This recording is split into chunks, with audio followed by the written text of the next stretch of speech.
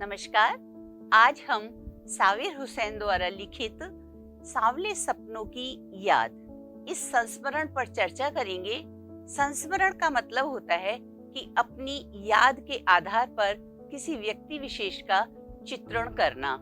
तो लेखक के मित्र थे सालिम अली, जो कि पक्षी वैज्ञानिक थे और पक्षियों के बारे में बहुत अच्छी जानकारी थी उनकी। वो पक्षियों को प्रेम करते थे। तो सालिम अली की मृत्यु हो चुकी है। उसके बाद उनके मित्र जो लेखक हैं उनके विषय में कुछ लिखना चाहते हैं। तो आज हम इसी बात पर चर्चा करेंगे। तो लेखक ने यहाँ से शुरू किया कि एक आसमान पर पंछियों का, सुनहरे पंछियों का समूह उड़ता हुआ जा रहा था और उनके पंखों पर बहुत ही सुंदर सांवले सपनों का हुजूम रखा हुआ है। और उन पंछियों में सबसे आगे जो पंछी चल रहे हैं वो कौन है? सालिम अली, क्योंकि सालिम अली की मृत्यु हो चुकी है। और लेखक देखता है कि पंछियों की श्रेणी में सबसे आगे सालिम अली मौत की वादियों की ओर चले जा रहे हैं और उनकी ये यात्रा कभी ना खत्म होने वाली है। उनकी वापसी अब कभी नहीं होने वाली है। ये सोचकर लेखक बहुत उदास है। तो उन्होंने शब्दों के माध्यम से सालिम अली के व्यक्तित्व का बहुत ही सुंदर चित्रण यहाँ पर किया है। सालिम अली को बहुत तकलीफ होती थी जब लोग चिड़ियों को, पंछियों को, नदियों को, पहाड़ों को अपनी नजर से ही देखते थे। वो चाहते थे कि हम चिड़ियों को चिड़ियों की तरह, पक्षियों को पक्षियों की तरह और नदियों, पहाड़ों को उन्हीं की तरह देखें कि वो क्या सोचते हैं और क्या महसूस करते हैं।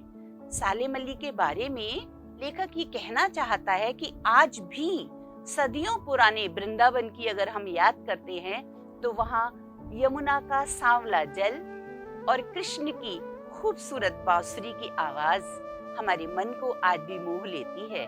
उसी तरह सालिम अली भी 100 वर्ष की उम्र तक अपने गले में दूरबीन को लटका कर रखते थे और जब बहुत कमजोर हो चुके थे 100 वर्ष की उम्र में, तो जब उनका मन करता था उसे आंखों पर लगाकर आसमान में उड़ते परिंदों को देखा करते थे और कुछ नया तलाश करने की कोशिश किया करते थे।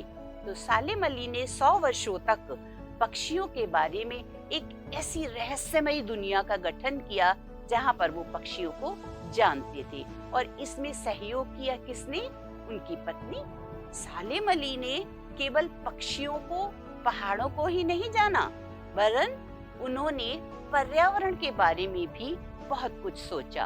केरल की वैली, साइलेंट वैली में जब पता लगा कि रेगिस्तानी हवाओं से वहां पर नुकसान हो सकता है, वो जमीन बंजर हो सकती है, तो उन्होंने हमारे पूर्व प्रधानमंत्री चौधरी चरण सिंह के पास जाकर इस पर चर्चा की। और चौधरी चरण सिंह, आप जानते हैं कि एक किसान परिवार से थे और मिट्टी की खुशबू उनके रक्त में थी, उनके मन में थी। तो सालिम अली के विचार को सुनकर वो भावुक हो गए और उनकी आंखों में आंसू भर आए कि ये पर्यावरण के लिए भी कितना सोचते हैं। तो इस कहानी में उन्होंने ये बताया कि पर्यावरण की भी बात की उन्होंने और पक्षियों की भी बात की। अब दोनों ही नहीं है, लेखक कहता है दोनों ही नहीं है। दोनों में कौन? चौधरी चरण सिंह और सालिम अली। तो लेखक सोचता है कि अब पहाड़ों पर जहाँ पर बर्फ जमी हुई है, वहां पर घने दरख्त हैं, जंगल हैं, पेड़ हैं और उनमें रहने वाले पक्षियों की परवाह कौन करेगा? कौन उनके बारे में सोचेगा? क्योंकि दोनों ही अब नहीं है। लेखक ने इस कहानी में एक और पात्र की भी चर्चा की है, D.H. लॉरेंस। जी हाँ, वो पक्षियों को बहुत प्यार करते थे। उनकी मृत्यु के बाद उनकी पत्नी फ्रीडा को ये कहा गया कि आप लॉरेंस के बारे में कुछ लिख कर दीजिए, क्योंकि वो लेखिका थी। फ्रीडा कहती हैं कि मैं तो उनके बारे में कुछ लिख नहीं सकती, लेकिन हाँ, मेरी छत पर बैठी जो गौरैया है वो उनकी बहुत अच्छी सहचरी है। वो आपको लॉरेंस के बारे में बहुत अच्छी और बहुत खूबसूरत बातें बता सकती है। इससे पता लगता है कि वो भी पक्षी को कितना प्यार किया करते थे।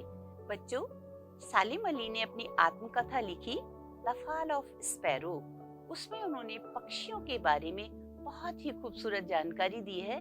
जब आप उसके बारे में पढ़ेंगे तो जान पाएंगे कि पक्षी भी हमारी तरह ही व्यवहार करते हैं, हमारी तरह ही प्यार करते हैं और हमारी तरह झगड़ा भी करते हैं। बच्चों, इसको जरूर पढ़िएगा ताकि आप जान पाएं कि वो पक्षियों के बारे में क्या सोच रखते थे।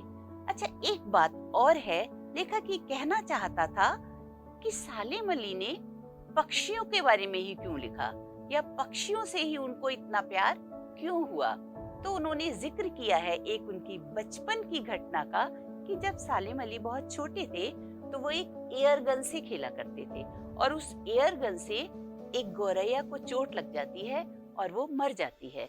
तो उन्हें जब गौरैया की पीड़ा को, दर्द को, दुख को देखा तो उन्हें लगा कि हमें पक्षियों से प्यार करना चाहिए।